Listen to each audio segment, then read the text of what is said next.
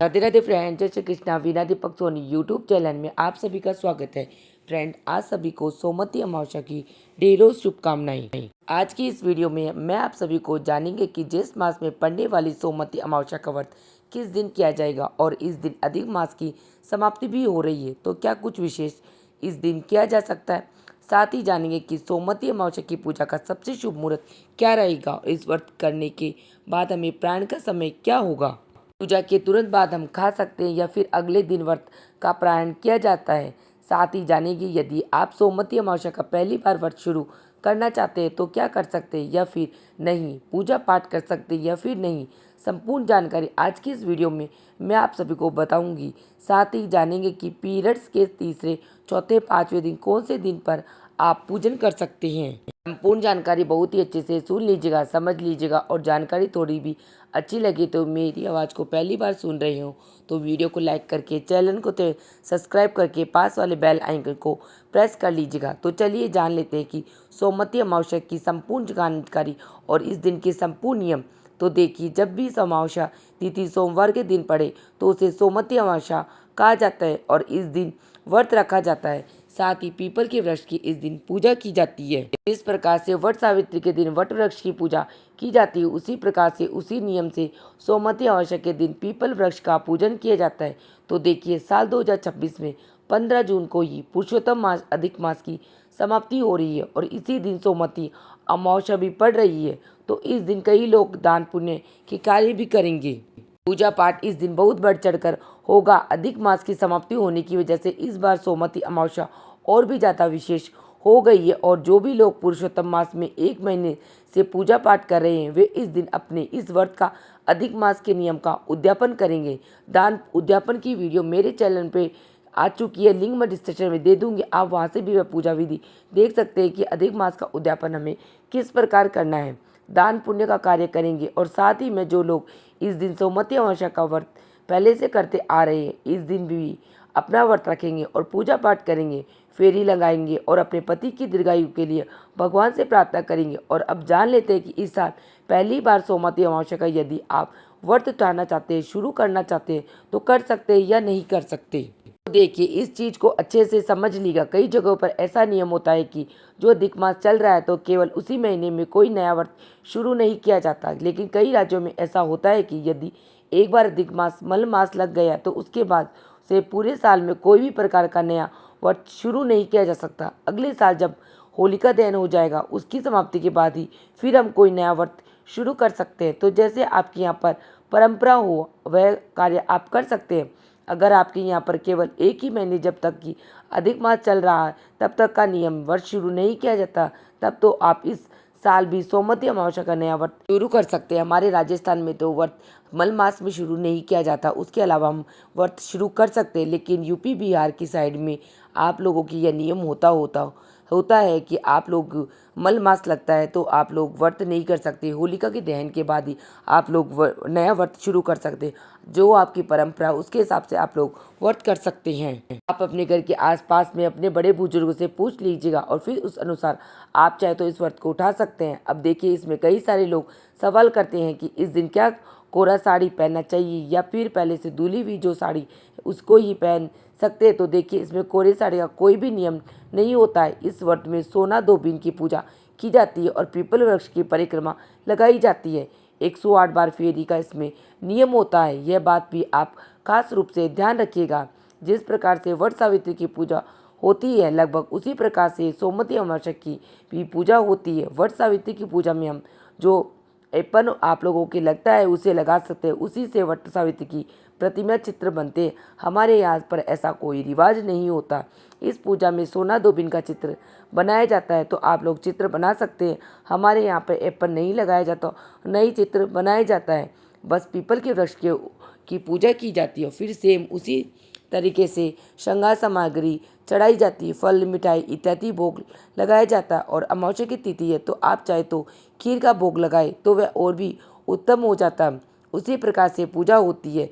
फेरी लगाते समय आप किसी भी चीज़ से फेरी लगा सकते हैं। आप अपने हाथ में सिनोरा लेकर फेरी लगा सकते हैं। आप लोगों के अगर ऐसा रिवाज होता है, हमारे यहाँ पर तो ऐसा कोई रिवाज नहीं होता है। सिंदूरदानी के साथ आप चाहे तो टॉफ़ी, इलायची, कोई मीठी वस्तु, पताशे, इलायची इत्यादि किसी भी चीज़ से आप फेरी लगा सकते हैं।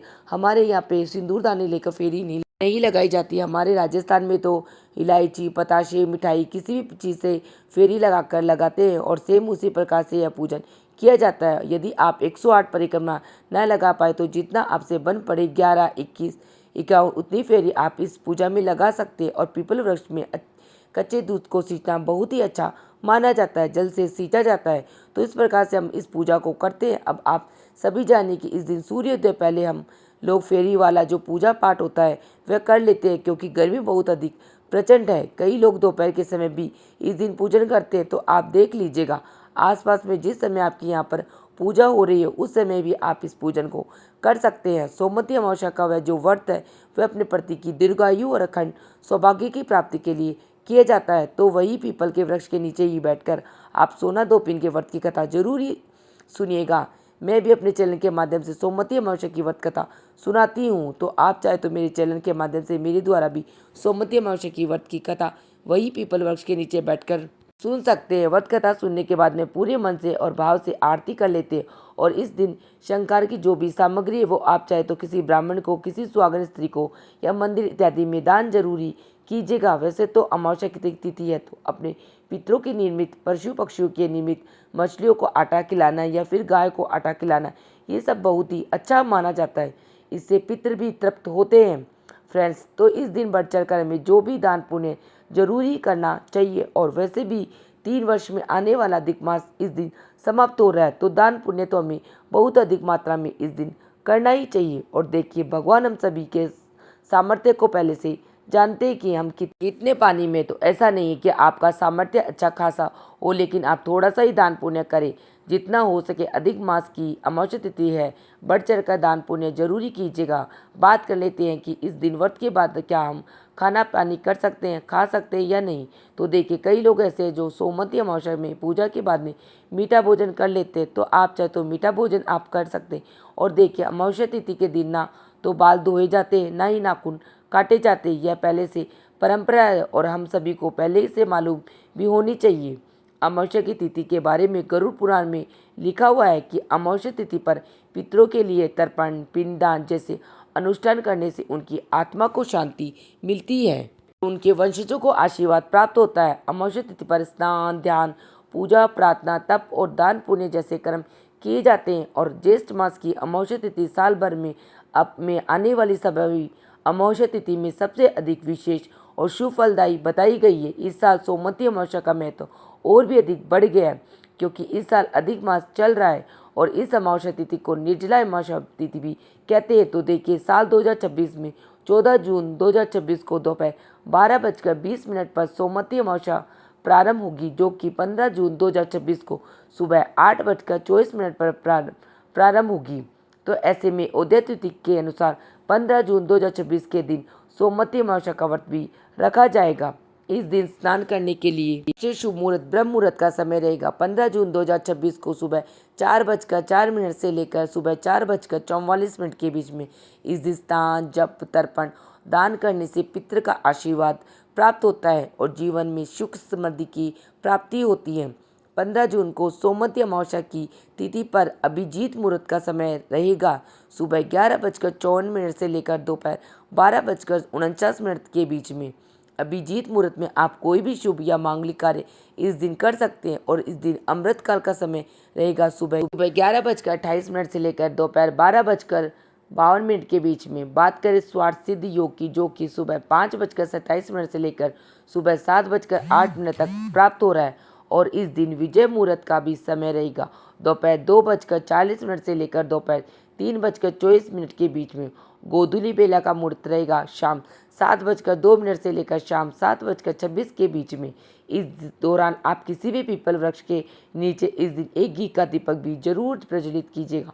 और साय काल का मुहूर्त रहेगा शाम 7:16 से लेकर सायंकाल 8:31 के बीच में। तो यह थी सोमवती अमावस्या से जुड़ी संपूर्ण जानकारी। इसके अलावा अगर आपके मन में कोई अलग से प्रश्न हो तो निसंदेह मुझे कमेंट सेक्शन में ज़रूर कमेंट करके पूछ लेना। मैं रिप्लाई करने की पूरी कोशिश करूंगी। वीडियो पसंद आए तो वीडियो को लाइक करके चैनल को सब्सक्राइब कर लेना, क्योंकि आने वाले दिनों में बहुत ही अच्छे पर्व और त्यौहार पड़ रहे हैं, जिनकी संपूर्ण जानकारी नोटिफिकेशन के माध्यम से आप सभी को समय पर पहले ही प्राप्त हो जाएगी। सोमवती अमावस्या की सरल पूजा विधि मैं खुद करके दिखाने वाली हूँ, इसलिए आप पास वाले बेल आइकन को प्रेस करके रखिएगा ताकि सोमवती अमावस्या से पहले ही आप सरल पूजा विधि देख सके। आप सभी से मैं आज्ञा लेती हूँ। आप सभी को मेरी वीडियो कैसी लगी मुझे कमेंट बॉक्स में जय श्री कृष्णा या राधे राधे लिख के जरूर बताना। मेरा वीडियो आप लोगों के लिए थोड़ा सा भी यूज़फुल है तो प्लीज़ वीडियो को लाइक कर लेना, चैनल को सब्सक्राइब कर लेना।